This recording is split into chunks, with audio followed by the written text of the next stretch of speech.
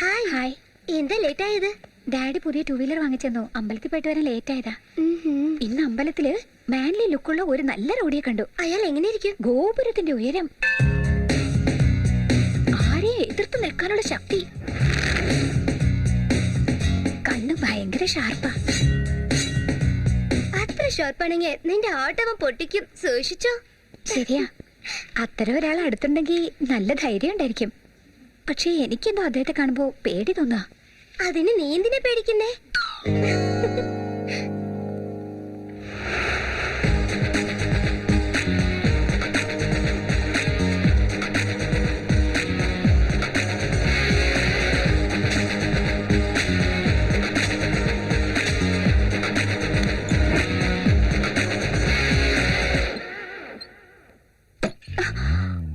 Hello, നിങ്ങളോ? നിങ്ങൾ എന്തിനാ ഇവിടെ വന്നത്? നിന്റെ ഈ ചോദ്യവും ദേഷ്യവും രണ്ടും ശരിയല്ല. മാറ്റിട്ട് മര്യാദയ്ക്ക് ചോദിക്കും.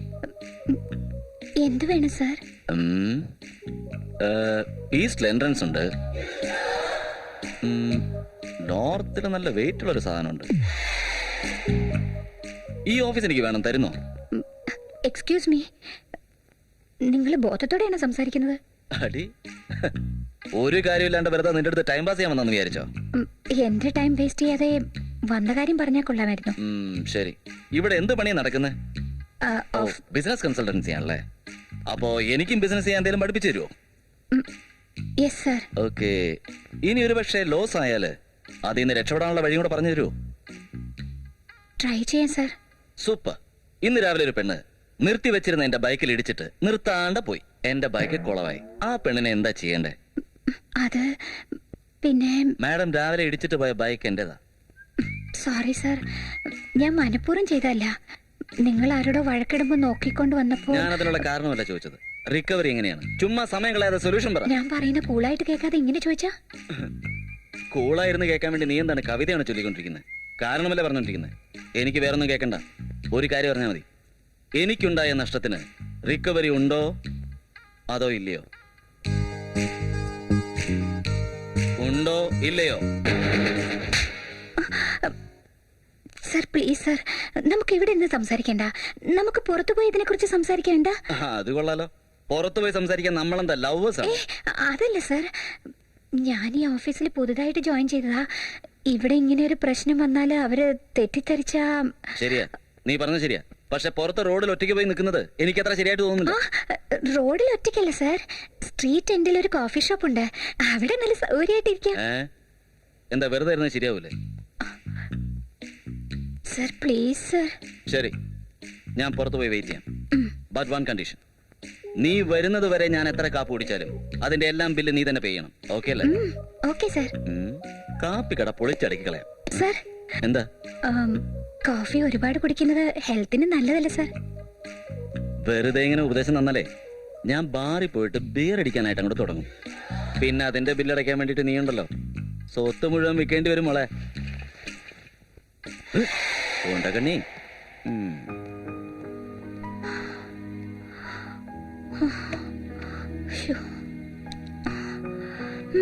എന്റെ തലയിലെടുത്ത് ഒരു കോന്തന്റെ വണ്ടിയിലാണല്ലോ ഞാൻ പോയി ഇടിച്ചത്. പ്രീതി പ്ലീസ്, പ്രീതി ഇനി ഇതുപോലെ നടക്കത്തില്ല പ്രീതി. പ്ലീസ് ഒരേ പ്രാവശ്യം please please Preethi Preethi please try to understand my situation Preethi. Please please Preethi. എന്നോട് ഒന്നും സംസാരിക്കണ്ട. എന്താണ് നോക്കുന്നത്? ഒന്നുമില്ല സാർ. ഇന്നാണോ ജോയിൻ ചെയ്തത്? അതെ സാർ, ഇന്ന് ചെയ്തേ ഉള്ളൂ. അത് തന്നെ കാര്യം.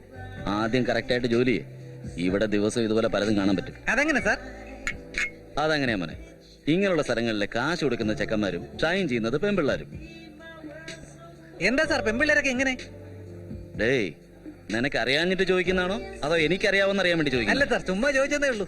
എന്നാ കേക്ക്, ഈ പെൺപിള്ളേർക്ക് പിന്നാലെ പോകുന്ന ചെക്കന്മാര് മിസ് കോൾ ആണ്. എടുത്തു നോക്കും പക്ഷെ റെസ്പോണ്ട് ചെയ്യില്ല. പ്രേമിക്കുന്നവരാണെങ്കിൽ വെയിറ്റിംഗ് കോൾ. കാണണമെന്ന് പറയും പക്ഷെ സമയത്ത് വരില്ല. കല്യാണം കഴിച്ചാലോ റിസീവ് കോൾ ആണ് ഇവരല്ല. ഫോൺ ചെയ്യുന്ന അവനായിരിക്കും പക്ഷെ ട്യൂൺ ചെയ്യുന്ന ഇവളായിരിക്കും. ഈ പറഞ്ഞത് വാസ്തവം. ഞാൻ പറയുന്നല്ല എങ്ങനെയാ? കോൺസെപ്റ്റ് എപ്പോഴും കൺഫ്യൂസ്ഡ് ആയിരിക്കും പക്ഷെ കണ്ടന്റ് എപ്പോഴും കറക്റ്റ് ആയിരിക്കും. സാർ എങ്ങനെയാ? മിസ്ഡ് കോളോ വെയിറ്റിംഗ് കോളോ റിസീവ്ഡ് കോളോ? മോനെ, ഞാൻ ഫെവിക്കോളിനെ പോലെയാ.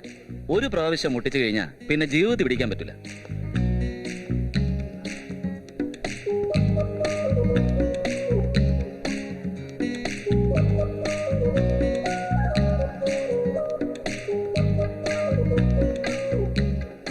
നിർത്തിയോ? വാ, നിർത്തിയിരിക്കുന്ന ബൈക്കിലിടിച്ചിട്ട് നീ നിർത്താതെ പോയിക്കളെ. ശരിക്കും നീ ഒരു കില്ലാടി തന്നെ. ഓഫീസിൽ വെച്ച് ഞാനൊന്നും പറയാത്തതാ. ഇവിടെ അങ്ങനെയല്ല. എന്തു വേണമെന്ന് പറ, ഞാൻ തന്നേക്കാം.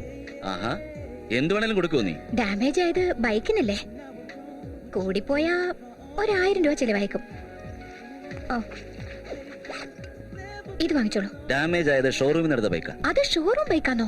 മാറ്റർ എന്താന്ന് വെച്ചാൽ ഞാൻ സെക്കൻഡ് ഹാൻഡ് ബൈക്കും ഡാമേജ് ആയ ബൈക്കും ഉപയോഗിക്കാറില്ല. ആ വണ്ടി നീ എടുത്തിട്ട് എനിക്ക് കാശ് സെറ്റിൽ ചെയ്യും. എന്ത്, ഒരു 1,00,000 രൂപയാവോ?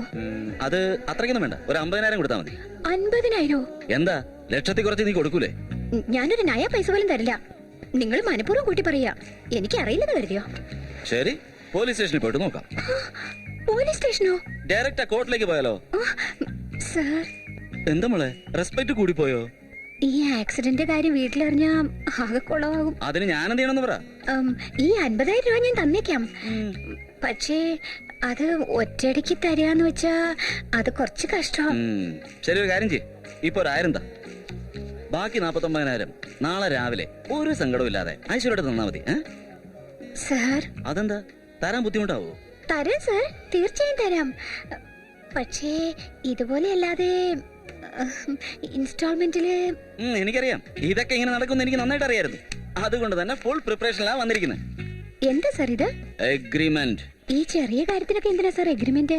ഇതിന് തന്നെ, ഇതൊരു ചെറിയ കാര്യം നീ പറഞ്ഞില്ലേ, ഇതിനു വേണ്ടി തന്നെ. മിസ്സിനെയും പ്രോമിസിനെയും ഒന്നും എനിക്ക് വിശ്വാസമില്ല. പ്രോമിസറി നോട്ടിൽ മാത്രമേ വിശ്വാസമുള്ളൂ.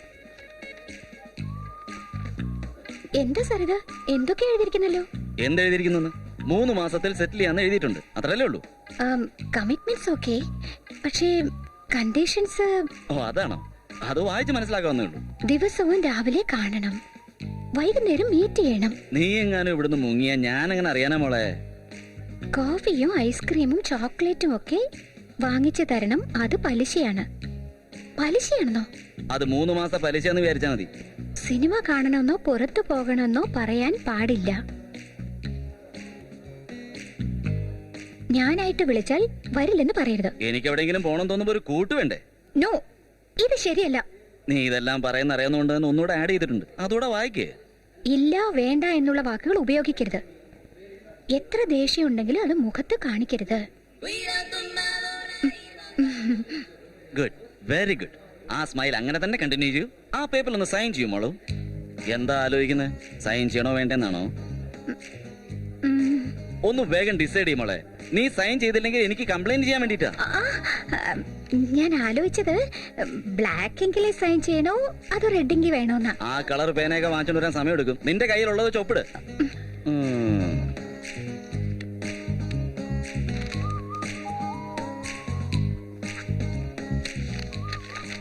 ഇനി എനിക്ക് പോയിക്കൂടെ? എന്താ, ബില്ലാണോ? അതെ സാർ. ടിപ്പ് എല്ലാം ചേർത്തെടുത്തോ, മാഡം കാശ് തരും. Okay sir.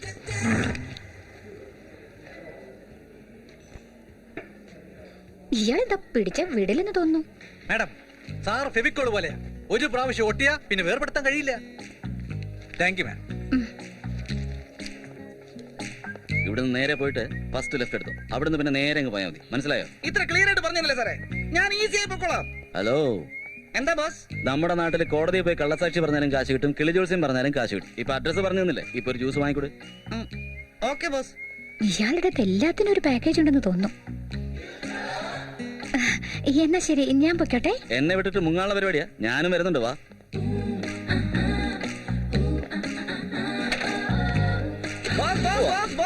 ജ്യൂസ് കൂളിംഗ് ഇല്ലല്ലോ, സാരമല്ല, ഞാൻ അഡ്ജസ്റ്റ് ചെയ്തോളാം. പോ.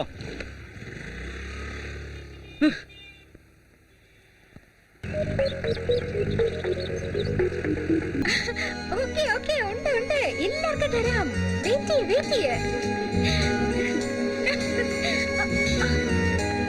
Okay okay, wait wait.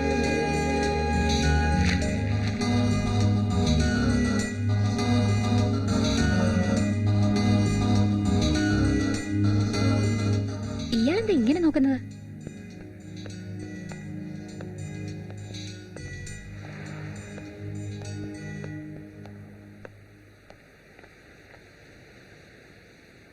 Sorry. നിങ്ങളുടെ മുഖം കൂടി കാണുമ്പോ കുറെ നാളുകളായി നിങ്ങൾക്ക് സന്തോഷം ഇല്ലെന്ന് തോന്നുന്നു. പ്രോബ്ലംസ് എല്ലാവർക്കും ഉള്ളതാ.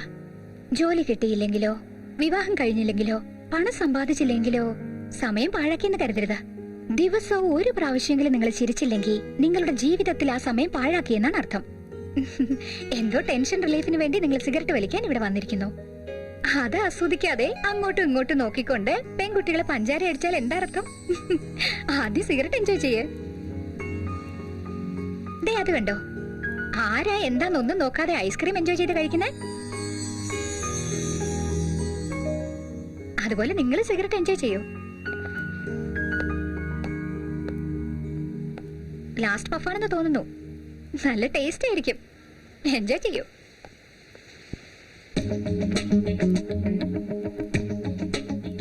Hello, smoking is injurious to health. എന്ത് ജീവിതമായത്. അന്ന് ആദ്യമായി സുഹാസിനിയുടെ നല്ല മനസ്സ് ഞാൻ അറിഞ്ഞു. സെക്കൻഡ് ടൈം കോളേജിലേക്ക് പോകുന്നവർ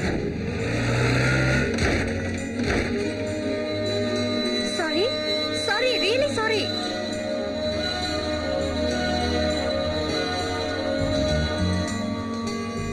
അവളിലുള്ള കുട്ടികളെയും ഞാൻ അന്ന് കണ്ടു. പിന്നൊരു ദിവസം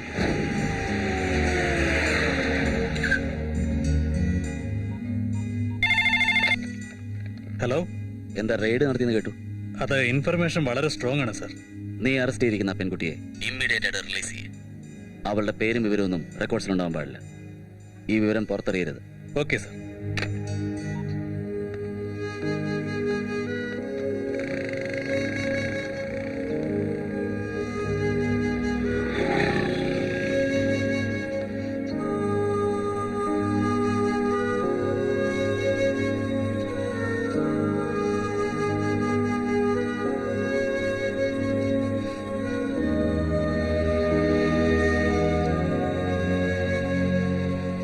അന്ന് അവളുടെ വേദന ഞാൻ അറിഞ്ഞു. ആ സമയത്ത് എനിക്ക് എന്താ ചെയ്യേണ്ടതെന്ന് പോലും അറിയില്ലായിരുന്നു.